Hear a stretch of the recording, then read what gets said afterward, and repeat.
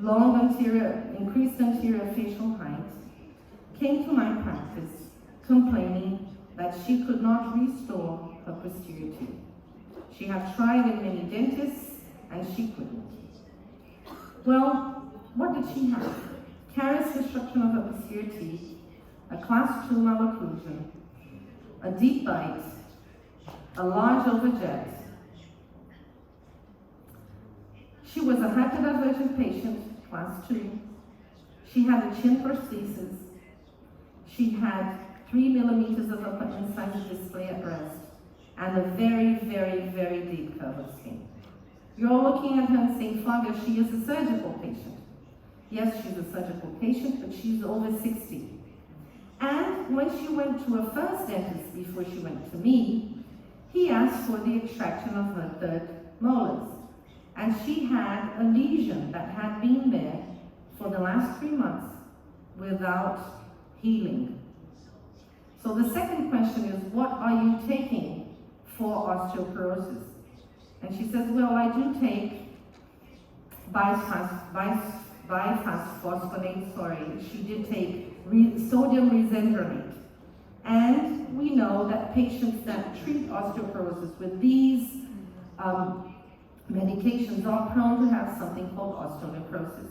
So she is out of the surgical possibility. She couldn't be treated surgically. What was done for her? We sent her to the oral pathologist. The oral pathologist told her, don't touch the lesion, just rinse with oxygen peroxide for a while so that we can heal it, no inflammation. And when it's all healed, you can go back to Flavia. So when it was all healed, she came back to me, and I asked the prosthodontist to raise her bite prosthetically. How much? As much as she could bear. And this is absolutely empirical. As much as the musculature could accept. And this is what we did. Why didn't we do it on both arches? First, because the upper teeth were completely sane with no disease. And secondly, because of the osteonecrosis, we really didn't want more morbidity, so we touched the minimally necessary. And what did I do for her? I just leveled it out. Just leveled it out. Regular correction of the leveling of the curve of spine. What happened to Our Lady? I didn't expect facial changes. It did worsen because I did rotate the mandible back, right? I performed a clockwise rotation of her mandible. But I just leveled this curve of spine halfway through because half of it was leveled with the restoration. So what happened?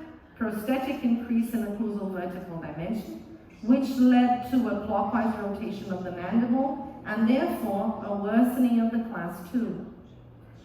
I proclined these lower incisors significantly, which led to students, you can complete a relative intrusion of her lower incisors due to proclination, minor extrusion of her upper incisors, and this is the final result.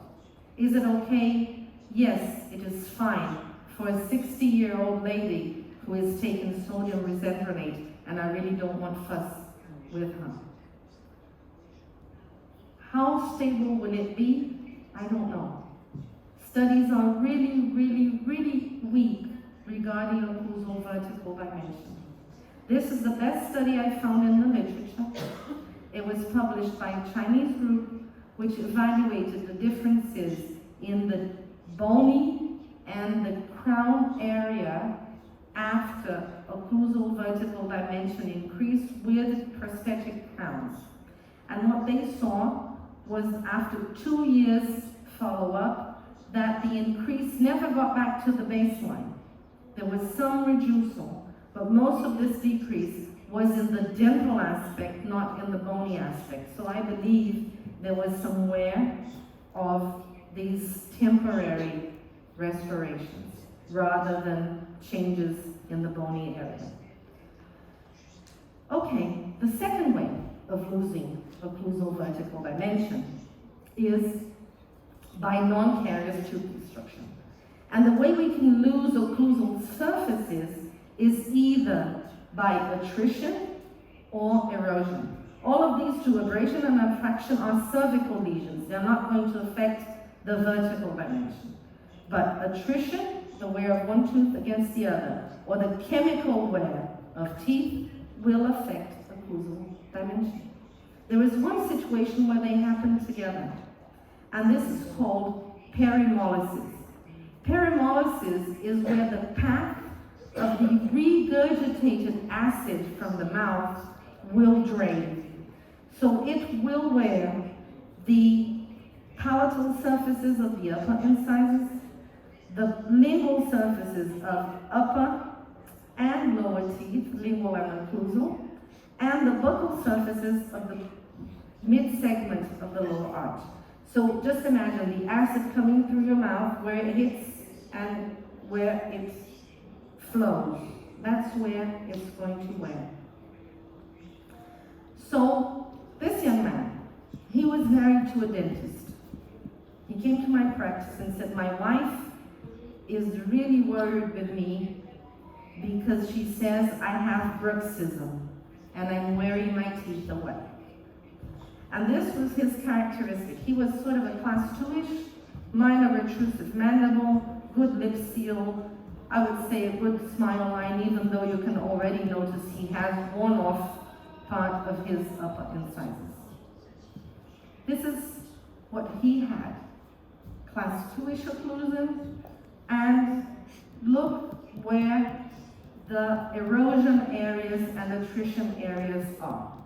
So his dentist wife did not know that what her husband suffered of was perimollysis. She said he was bruxism. What do we do with a patient that suffers of perimollysis? We send him immediately to the doctor, because what he has is something called silent reflux. He didn't even know he had reflux. And he came back to me 6 months later after taking a ton of medication and a ton of care regarding reflux. He was treated, he was fine, and now he was free for me to treat him. Where do I begin? Recovering occlusal vertical dimension. So he has small crowns in the anterior region with a class 2 relationship. I recover his occlusal vertical dimension. What happens? I worsen his class 2 because I opened him vertically. So you can compare before and after occlusal restoration. And he has to be cured from the reflux before we send him to the prosthetic dentist. Now I'm ready to start. What am I going to do? He has poor upper incisor display at rest, 1 millimeter. But he has short upper incisor crowns. Even though he has very little display, I'm still going to intrude his incisors, because incisor intrusion is what's going to allow me to have vertical anterior dimension to recover the proportion or the adequate proportion of his anterior teeth. So he was just leveled out using different bracket heights to level out his gingival margin. This is basic stuff, but it's things that we have to know that we are able to do, and we have to do it, and we don't have to be afraid to tell the patient that he will need restorations for teeth that he wore off. After all, he did wear it off.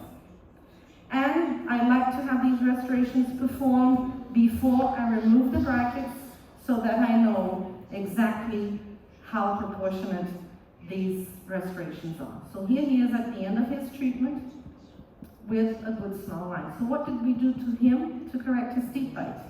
We did occlusal restorations, which recovered the prosthetic dimension called occlusal vertical dimension. This is something very precious that we have to remember. That when we have orthodontic treatment with loss of occlusal vertical dimension, we begin by recovering prosthetically the occlusal vertical dimension. This made him more of a class 2 because it led to a counterclockwise rotation of his mandible. Now we intruded his lower incisors with the leveling of the curve of speech, just relative intrusion, and we intruded incisors even though he had lack of incisor display, because we wanted the vertical dimension to correct his incisor borders. And it was exactly this that allowed me to give him more upper incisor display at rest. So you can see the changes between beginning and end, where everything was put together. Health, somatic health, occlusion, and aesthetics. So as I told you, I do the restorations before I remove the brackets, so that I know if I have achieved the right size. Okay, my patient can't pay. He can't pay the prosthodontist to go. I make them myself. So that I know I have these rulers. Have you seen these cross rulers with the gauges that you can measure? I use them all the time, and I just make, whatever. Does it look good? Yeah, fine. Now you can go to the prosthodontist and do your final restorations. I don't want my work to be jeopardized because he can't afford temporary restorations with the prosthodontist. And here he is at the end. You can see the middle picture is a pandemic picture. Everyone sort of looked ugly during the pandemic, including me. The good thing of webinars was everyone had their cameras shut. I was the only one that had them open, so it was a little tough on me. I couldn't have gray hair. And all of these patients with loss of occlusal vertical dimension will be retained with occlusal springs. Be careful with the reflux patients. If these patients are not cured, acid is going to go into the occlusal splint, and you are going to worsen the erosion. So, what do we know about